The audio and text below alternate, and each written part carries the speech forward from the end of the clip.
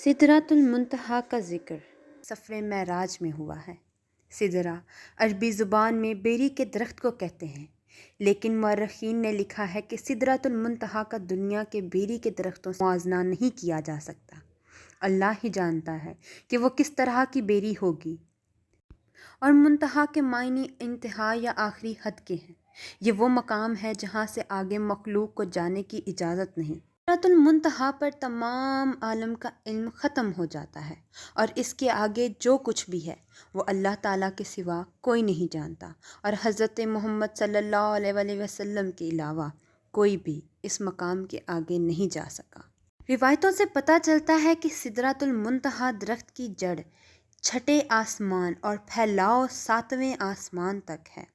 جب معراج کی رات نبی کریم صلی اللہ علیہ وآلہ وسلم کو حضرت جبرائیل علیہ السلام نے آسمانوں کی سیر کروائی تو ایک کے بعد ایک دوسرے تیسرے اور پھر جب ساتویں آسمان پر سدرۃ المنتہا کا مقام آیا، وہاں ایک عظیم درخت موجود تھا جس کے پھل مقام حجر کے مٹکے جیسے تھے اور پتے ہاتھی کے کانوں کی طرح تھے۔ 17ویں صدی میں شام، لبنان میں سدرہ نامی درخت پایا جاتا تھا۔ دنیا کی بدلتی ہوئی آب و ہوا کی وجہ سے 1937 میں اس درخت کی نسل ختم ہو گئی۔ مورخین اور ماہر نباتات نے اس درخت کی اونچائی 150 فٹ اور چوڑائی 40 فٹ لکھی ہے۔ اس درخت پہ اگنے والے پھل بالکل حجر کے مٹکوں جیسے تھے۔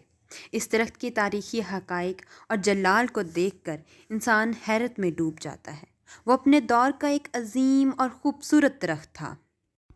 بائبل مقدس میں بھی اس درخت کا تذکرہ ریز کے نام سے کیا جاتا ہے۔ حضرت سلیمان علیہ السلام، حضرت موسیٰ علیہ السلام اور حضرت عیسیٰ علیہ السلام کے ارشادات میں بھی اس درخت کا ذکر بڑے ادب کے ساتھ ملتا ہے، جس میں اس کی عظمت بیان کی گئی ہے۔ زبور میں اس درخت کو دی ٹری آف لارڈ یعنی خداوند خدا کا درخت کہا جاتا ہے۔ حضرت داؤد علیہ السلام اور حضرت سلیمان علیہ السلام نے اپنے گھر اور محلات اسی مقدس درخت سے تعمیر کروائے تھے۔ اس درخت سے اتنی زیادہ خوشبو آتی تھی کہ اس سے بنی عبادت گاہیں بہت معطر رہتی تھیں۔ شام، ایران، یمن اور لبنان کے علاوہ یہ درخت ہندوستان کے ہمالیہ سلسلوں میں بھی پایا جاتا تھا اور اسے دیودار کہا جاتا تھا۔ اس درخت کو ہندوستان میں دیوتا کا درخت مانا جاتا ہے، اس لیے اس کا نام دیودار رکھا گیا، جسے شجرۃ اللہ کے نام سے یاد کیا جاتا ہے۔ یہ تینوں نسل کے درخت ایک ہی جگہ سے تعلق رکھتے تھے۔ اس میں بیری کا درخت بھی شامل ہے، کیونکہ عربی کی کتابوں میں بیری کے درخت کو سدرہ ہی کہا جاتا ہے۔ مختصر یہ کہ سدرہ قدیم دور کا ایک اہم اور نایاب درخت تھا۔ اس درخت کو قرآن مجید میں سدرۃ المنتہا کے نام سے تشبیہ دی جاتی ہے، لیکن سدرۃ المنتہا جو ساتویں آسمان پر موجود ہے، اس دنیا کے بیریوں سے متشابہ نہیں ہے۔ حضرت عبداللہ بن مسعود رضی اللہ تعالیٰ عنہ نے فرمایا کہ سدرہ چھٹے آسمان پر موجود ہے۔ زمین سے اوپر جانے والی چیزیں سدرہ پر آ کر رک جاتی ہیں، انہیں فرشتوں کے ذریعے وصول کیا جاتا ہے، اور اسی طرح سے اوپر سے آنے والی چیزیں نیچے آنے سے پہلے یہاں رک جاتی ہیں اور پھر وہ نیچے سے وصول کی جاتی ہیں۔ مفسرین نے لکھا ہے سدرۃ المنتہا کے قریب ہی جنت الماوا ہے، جو جنت کا اعلیٰ ترین مقام ہے، جہاں پر قیامت سے پہلے شہیدوں کی روحوں کو ٹھہرایا جاتا ہے۔ سدرۃ المنتہا کے مطابق روایتوں میں آتا ہے کہ اس کے ہر پتے پر ایک فرشتہ کھڑا ہے جو اللہ کی تسبیح میں مشغول ہے۔ اس کی شاخوں اور پتوں پر پرندوں کا جھنڈ بیٹھتا ہے۔ بعض علماء نے لکھا ہے وہ سبز رنگ کے پرندے انبیاء کرام اور اولیاء کرام کی روحیں ہیں۔ سدرۃ المنتہا ایسا درخت ہے جس کے تنے کی چوڑائی 72 سال کے سفر کے برابر ہے، جبکہ ایک بہترین گھڑ سوار اس کی شاخوں کے سائے میں 100 سال تک سفر کر سکتا ہے۔ نبی کریم صلی اللہ علیہ وآلہ وسلم نے فرمایا کہ اس درخت کی جڑ سے ظاہری 2 نہریں نکلتی ہیں، اور اسی طرح اس کے تنوں سے باطنی نہریں بھی نکلتی ہیں۔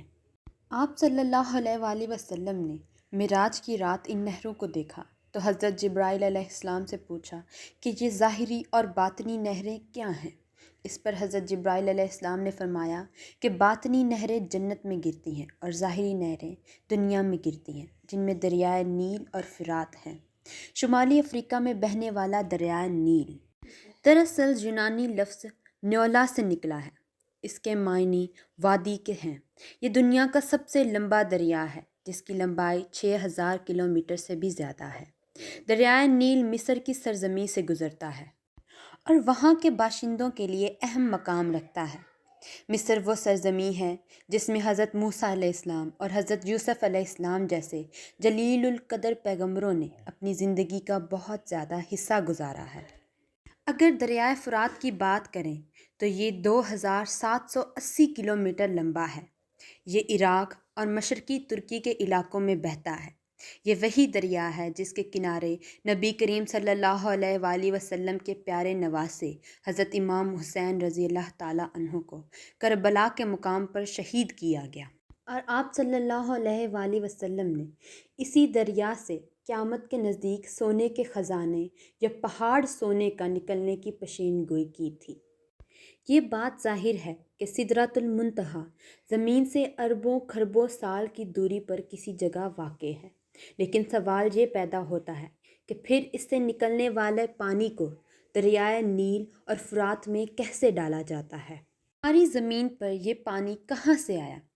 کچھ سائنسدانوں کا ماننا ہے کہ جب زمین وجود میں آئی تب زمین پر پانی موجود تھا، لیکن حال ہی میں کی گئی تحقیق سے پتہ چلتا ہے کہ اربوں سال پہلے زمین پر پانی شہاب ثاقب کے ذریعے لایا گیا تھا اور 3 ارب سال سے پانی یہاں پر موجود ہے۔ اب دوسرا سوال یہ ہے کہ کیا جو شہاب ثاقب یہاں زمین پر گرے تھے اور جس سے پانی نکلا تھا وہ چھٹے آسمان پر موجود سدرۃ المنتہا سے نکلنے والی نہروں سے گرے تھے؟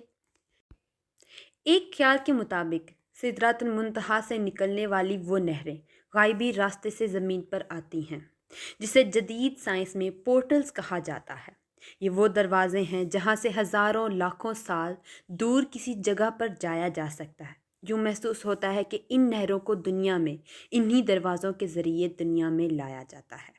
قرآن پاک میں ایک سورہ المعارج کے نام سے موجود ہے، جس کے معنی سیڑھیاں یا آسمان پر جانے کا راستہ ہے، یعنی ایسے راستے جو اس دنیا کو کسی اور راستے سے جوڑ دیتے ہیں، جیسے کہ اللہ تعالیٰ نے سورہ معارج میں فرمایا، اللہ کی طرف سے ایسے راستے جنہیں فرشتے اور روحیں استعمال کرتی ہیں تاکہ وہ اوپر کی طرف چڑھ سکیں۔